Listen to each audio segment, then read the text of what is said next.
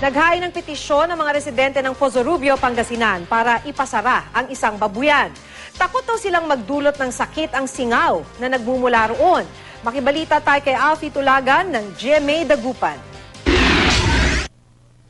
Gustong ipasara ng magkakapit-bahay sa Barangay Palguyod, Pozorubio, Pangasinan ang babuyan sa kanilang lugar. Napakabaho raw kasi ng amoy na sumisingaw mula sa babuyan. Nagdudulot na raw ito ng sakit lalo na sa mga bata. Pumirma ang mga residente sa isang petisyon para himukin ang lokal na pamahalaan na ipasara ang babuyan. Talagang nakakahilo. Nahihilo kami. Nahihilo talaga. Lalo na yung mismong katabing bahay. Yung anak niya, sinusumpong na yung allergy niya.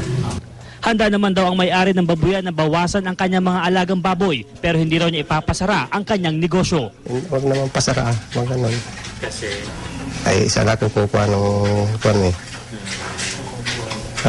Wala naman akong trabaho. Ayon sa lokal na pamahalaan, 2 beses nang nabigyan ng sanitary order ang naturang babuyan dahil sa mga nakitang paglabag sa sanitation code. Ipapasara, kailangan ipasara. Kung hindi siya susunod. May naka-impose din mga penalty. Sa Barangay Gabon, Calasiao, Pangasinan naman, tinututulan ng mga residente ang plano ng lokal na pamahalaan na magtayo ng slaughterhouse. Katabi kasi ng pagtatayuan ng katayan ng baboy ang isang daycare center. Nababahala ang mga magulang at guro ng mahigit 20 mag-aaral na makakasama sa kalusugan ang dumi at amoy na magmumula sa katayan. Alam niyo naman po ang amoy ng slaughterhouse, baka po maamoy ng mga bata, kawawa naman po yung mga bata. Lalo na ngayon, nagkaklase na sila tapos mag-ano sila ng alikabok. Bilang mga magulang, nababahala rin po kami.